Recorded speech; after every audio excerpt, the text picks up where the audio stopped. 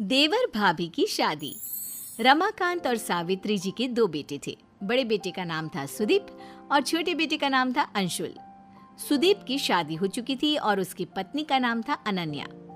अंशुल दूसरे शहर में रहकर एक बड़ी कंपनी में नौकरी करता था। कुछ दिनों के लिए अंशुल जब अपने घर आया हुआ था।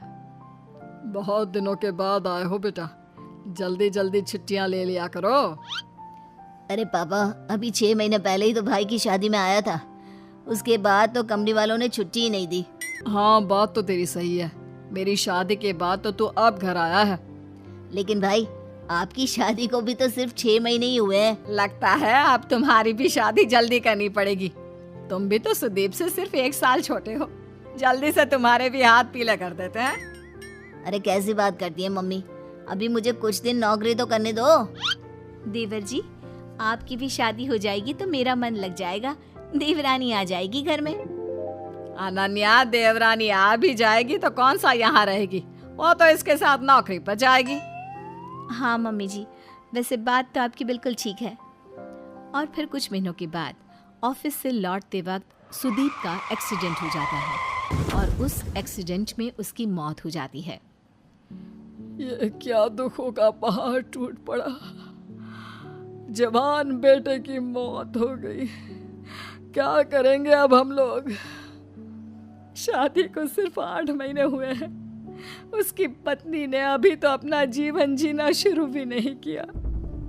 मम्मी जी, पापा जी, मेरा क्या होगा? मेरी तो जिंदगी खराब हो गई। मैंने कभी सोचा भी नहीं था सुदीप मुझे इतना जल्दी छोड़कर चले जाएंगे। अरे बहू, सोचा तो किसी ने भी नहीं था। हम तुम्हारा दुख समझते हैं बेटा, लेकिन भगवान की मर्जी के आगे हम कुछ नहीं कर सकते। कितना अच्छा बेटा था मेरा। मैंने किसी का क्या बिगाड़ा था जो वो मुझे ऐसे छोड़कर चला गया। जब आखिरी बार भाई से मिला था तो सोचा भी नहीं था कि ये मेरी उनसे आखिरी मुलाकात होगी। इतने खुश थे भैया, मेरी शादी की बातें कर रहे थे। पूरा परिवार कुछ दिन इसी तरह दुखी रहता है। वक्त बीतता जाता है। सावित्री और रमाकांत जी महसूस करते हैं कि अनन्या काफी अकेली और दुखी रहने लगी थी।